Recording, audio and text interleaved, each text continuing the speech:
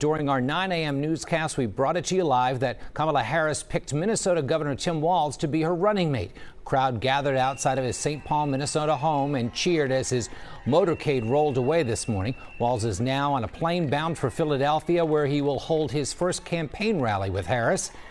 Here's what Tim Walz brings to the Democratic ticket. The 60-year-old is in his second term as Minnesota's governor.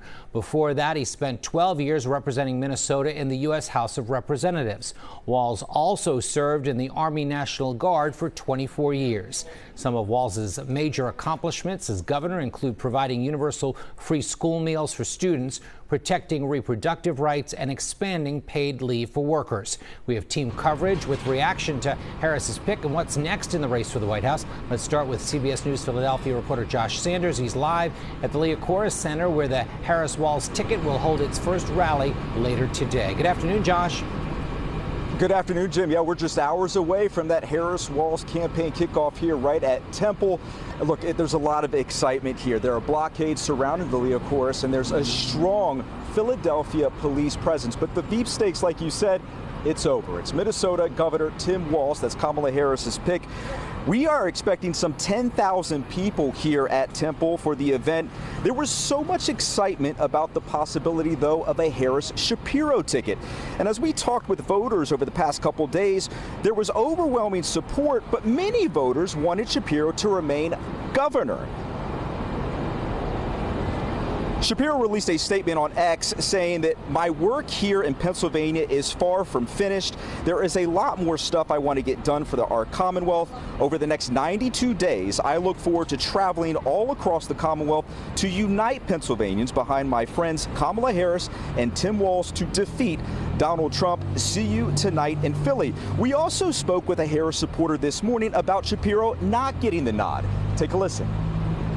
You know, I was hoping he would be the pick, but Vice President Harris knows what's best for her campaign, and I think whoever she picked was going to help move this campaign forward. And I'm very excited about Tim Walz, and he's America's happy uncle.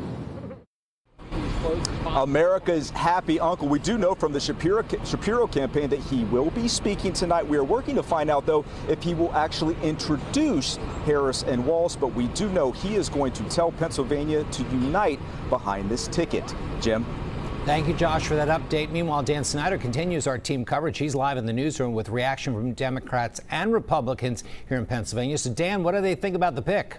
Well, good afternoon, Jim. Hey, 2 weeks ago, I don't think anyone would have been saying that Tim Walz was even a front runner for this job. But, you know, here we are today. We have a Harris-Walz ticket for the Democrats in 2024.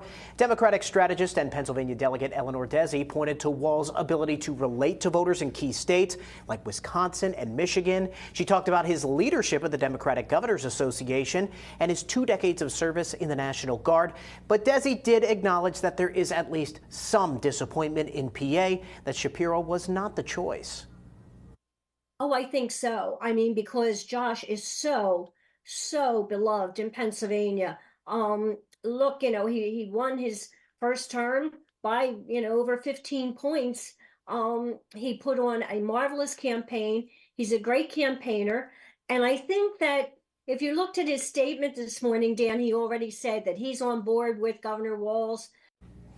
Now, you heard Desi say there she believes that Shapiro will rally behind a Harris-Walz ticket. On the Republican side, former White House aide to George H.W. Bush, Joe Watkins, believes Walz is a strong pick. He says Walz has an ability to speak with a wide range of voters, including independents and even Republicans, especially in those upper Midwest states.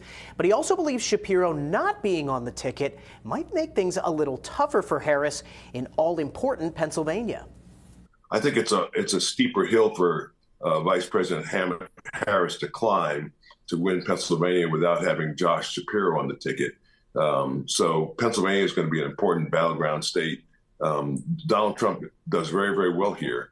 And had Josh Shapiro been on the ticket, of course, it would have been harder for Republicans to count in Pennsylvania.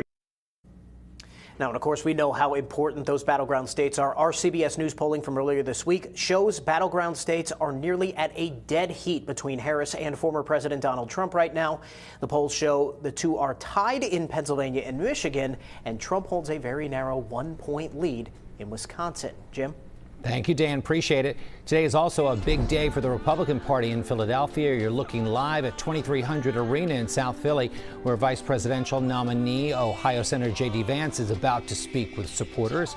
We caught up with some Republicans about what they want to hear from Vance. His policies, do they line up with the president as far as our border or lack thereof? Where is the border? The economy. Just everything that is going on. I'm just curious to see what he's all about. He's a young guy. He's untested. He's been, sort of like an Obama-esque type senator. He's been in there for a couple of years only. But he's a rags to riches story. He's a Marine. We respect him highly for that. But we want to see what he's all about. This is Vance's first visit to Philadelphia since he became the Republican vice presidential nominee last month. Our Nikki Dementri is at the event. She'll have the very latest from Vance starting today at 4 o'clock.